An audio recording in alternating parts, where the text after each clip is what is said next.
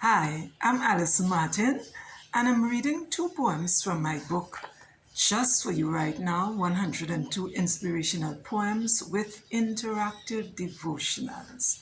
This one is entitled The Beauty Contest.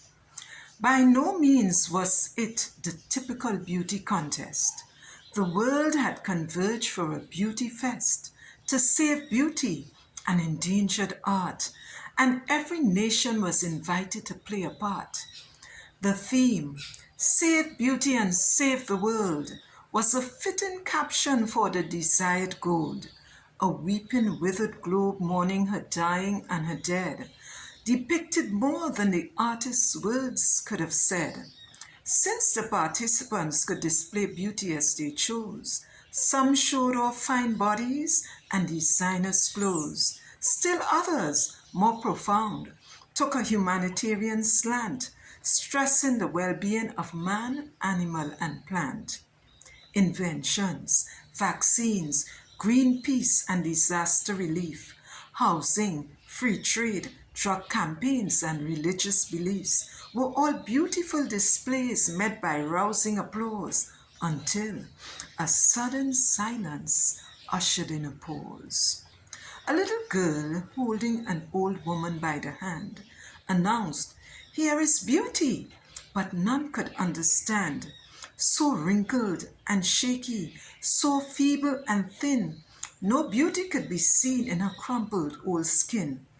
But the little girl hugged her and began to tell of how she was rescued from a street life of misery and hell by this compassionate woman who unselfishly served, many dying sick and homeless with a love that never swerved.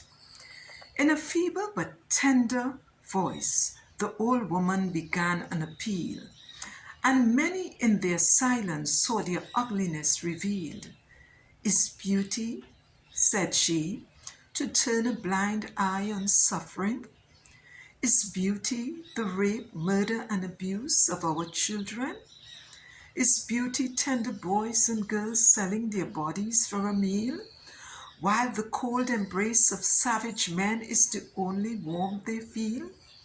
Is this the beautiful world we are trying to forge, in the hellish fires of self-centeredness as on materialism we gorge?" Overwhelmed with emotions, the old woman bowed her head. The little girl took her by the hand, and off the stage she was led. None could for a moment utter a single word, but pondered on those things they had actually just heard. The other poem is Wine of Blood, and we have been hearing about wars recently. Many a conflict have been addressed around the table of war, where men stir the wine of blood and into vessels of power pour. Could these men but only hear the cries of babes and wives? "Give us our fathers, give us our husbands, why take from us our lives?" Don't they hear above the din the wails of boys and men, whose loved ones may never see nor hear from them again? When will this reign of terror end and the dawn of peace begin? When will bloodthirsty egos cease and a hunger be kindled for peace? Surely, when the world shall end and the Prince of Peace descend to give to those who stir the wine of blood a drink of the wine of the wrath of God. Thank you. God bless.